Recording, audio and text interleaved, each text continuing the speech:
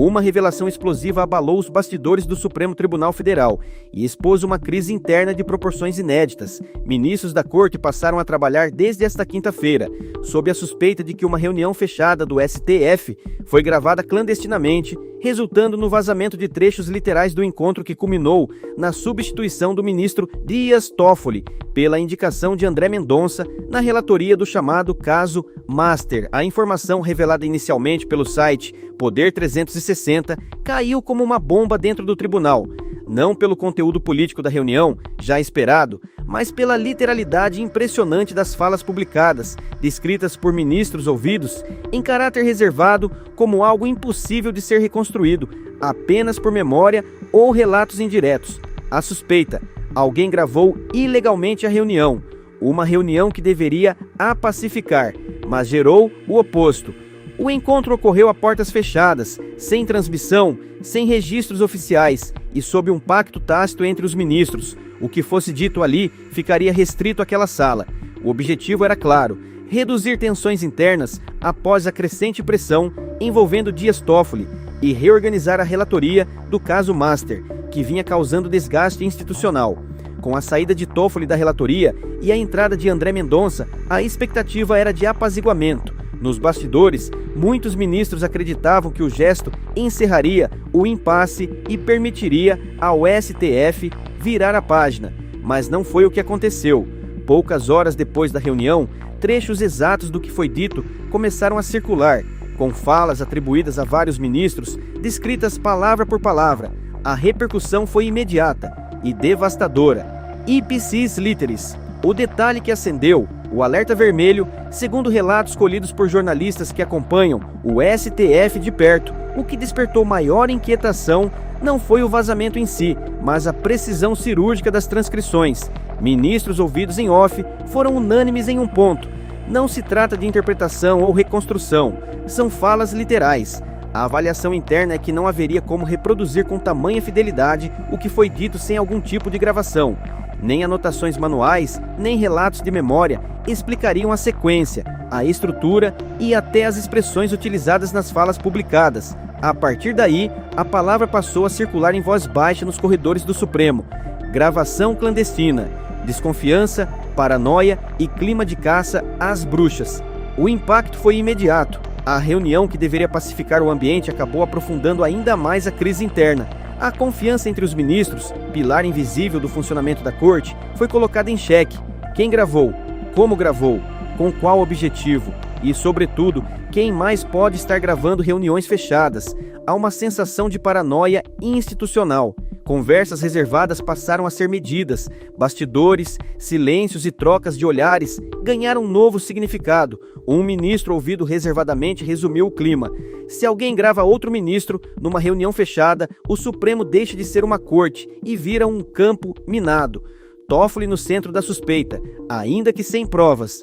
Embora não exista qualquer prova de que Dias Toffoli tenha participado ou autorizado qualquer gravação, o fato de os trechos vazados serem considerados relativamente favoráveis a ele acabou alimentando suspeitas internas. Ministros relataram desconforto com a percepção de que o vazamento, consciente ou não, ajudou a construir uma narrativa menos hostil ao ex-relator. Isso foi suficiente para colocar Toffoli novamente no centro das desconfianças, ainda que, oficialmente, ninguém o acuse. Nos bastidores, contudo, a desconfiança é um veneno silencioso. Flávio Dino como interlocutor e o papel revelado. Outro ponto que chamou atenção foi a divulgação detalhada da atuação do ministro Flávio Dino, descrito como um interlocutor-chave entre alas divergentes da corte.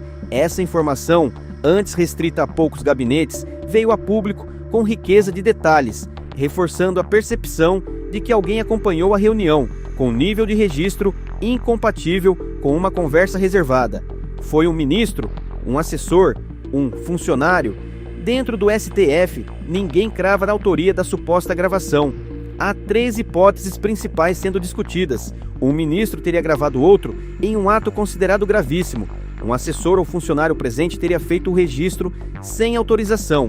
Algum dispositivo teria sido deixado inadvertidamente ativo. Hipótese considerada menos provável. O simples fato de essas possibilidades estarem sendo discutidas já revela a gravidade da crise. Um escândalo silencioso, mais profundo. Gravar clandestinamente uma reunião fechada da Suprema Corte não é apenas um ato antiético. Dependendo das circunstâncias, pode configurar violação legal grave e comprometer a legitimidade institucional do tribunal. Mais do que isso, mina a confiança mútua, elemento essencial para decisões colegiadas em um órgão que concentra enorme poder político, jurídico e simbólico. O áudio que ninguém tem, mas todos temem. Até o momento, nenhum áudio veio a público. Jornalistas afirmam não ter tido acesso à gravação. Ainda assim, a mera suspeita de sua existência já provocou estragos. O STF, que historicamente busca projetar estabilidade e autoridade, enfrenta agora uma crise interna silenciosa, sem coletiva, sem nota oficial e sem esclarecimentos públicos. Um precedente perigoso. Se confirmada, a gravação clandestina cria um precedente devastador. Ministros desconfiando uns dos outros, reuniões esvaziadas de franqueza e decisões tomadas sob medo de vazamento, como resumiu um interlocutor da corte. Se isso se confirmar, nada mais será como antes no Supremo. O que vem agora? A apuração segue. Nos bastidores, há pressão para identificar a origem do vazamento, mas também receio de que uma investigação formal exponha ainda mais fissuras internas. Por ora, o Supremo vive um paradoxo. Precisa preservar sua imagem pública, mas enfrenta uma crise de confiança privada sem precedentes recentes. O áudio pode nunca aparecer, o responsável pode nunca ser identificado, mas a desconfiança essa já está gravada, não em um arquivo, mas na história interna da Suprema Corte. Eu sou Matheus Cruz e sejam bem-vindos ao canal. Se não for ainda inscrito, se inscreva e ative o sininho das notificações para ficar ligado aos assuntos políticos da direita brasileira. Matheus Teixeira, você apurou que a reunião do Supremo Tribunal Federal, que terminou com a substituição de Dias Toffoli por André Mendonça no caso Master, ocorre sob uma suspeita. Gravação clandestina. Conta pra gente os detalhes dessa apuração. Pois é, Uribe, o clima no Supremo que era para ter amenizado, Dias Toffoli, como muitos queriam, deixou a relatoria e portanto, era para apaziguar a relação, mas tem potencial essa nova notícia de criar uma crise ainda mais profunda dentro da STF. O jornal Poder 360 revelou trechos literais do que foi dito nessa reunião ontem que foi fechada. E como a literalidade dos trechos, a gente está conversando com alguns ministros aqui em off, a suspeita é que houve alguma gravação clandestina.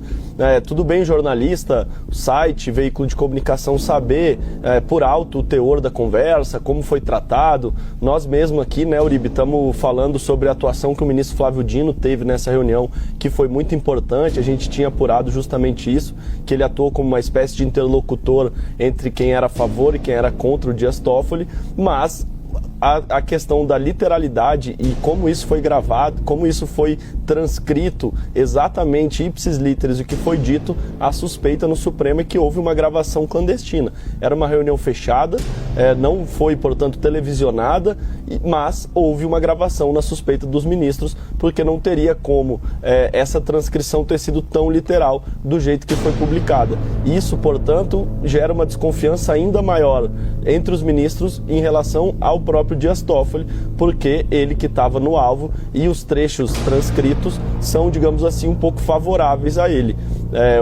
Enfim, a gente segue apurando para entender e a gente queria ter acesso a esse áudio, mas não tivemos. Mas a suspeita é que sim, houve uma gravação clandestina, porque era uma reunião fechada, não televisionada, e o combinado era o que for tratado aqui vai ficar entre nós. Mas não, foram revelados trechos exatos do que foi dito nessa reunião, não por um ou outro ministro, mas pela maioria deles, o que eles disseram ontem e como foi o desenrolar desse encontro fechado ontem, Uribe.